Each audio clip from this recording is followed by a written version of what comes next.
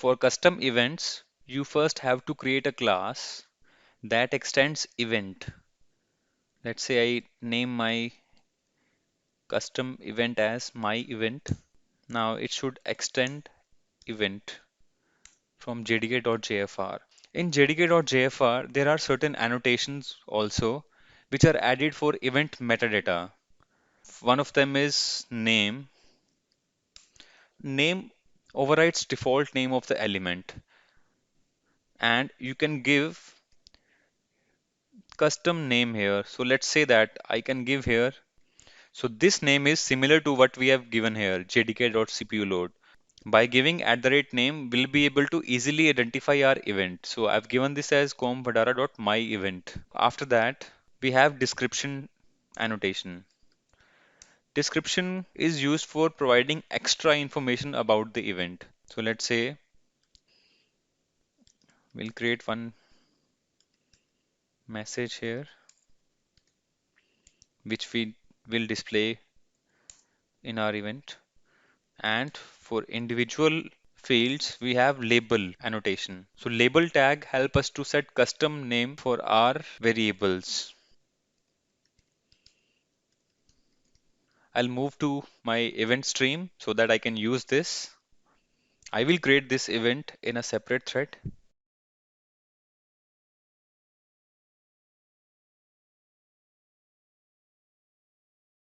So I created this thread, and inside my thread body, I would be invoking my event for 10 times.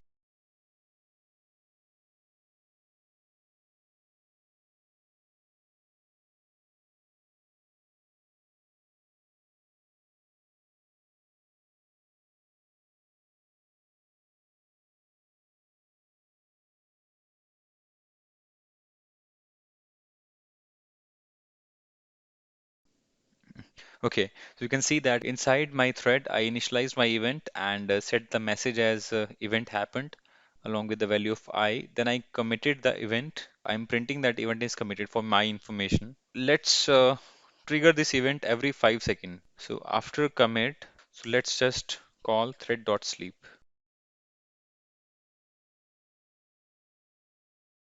Okay, so now my event is done. I have to call this here. This is done, but we know that we have to call on event method and listen to a particular event. Okay, so as I told you earlier, similar to jdk.cpuload, we have created this event com.vadara.myEvent. Okay, so now I have to call es.onEvent. If I run this, I should be listening to two events, jdk.cpuload and my custom event. So I'm running this now. You can see my event is committed. So let's see what it prints. Yeah, you can see. So I got the complete information about my event. So what is the start time and message that I had given and event thread. Apart from that, the stack trace. So I think this is a extra information, and this stack trace you can use annotation here, stack trace, which is enabled by default. So you can call stack trace false. So by default, stack trace is true, and you have to set it false because we don't want this extra information.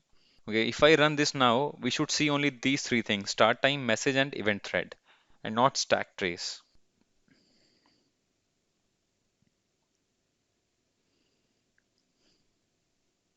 Yeah, you can see in my event I only got three information. So similar to this message label, you can add another labels also, and you can get that information in your event stream. This was just a basic example. You can use this custom event to create event related to your REST API.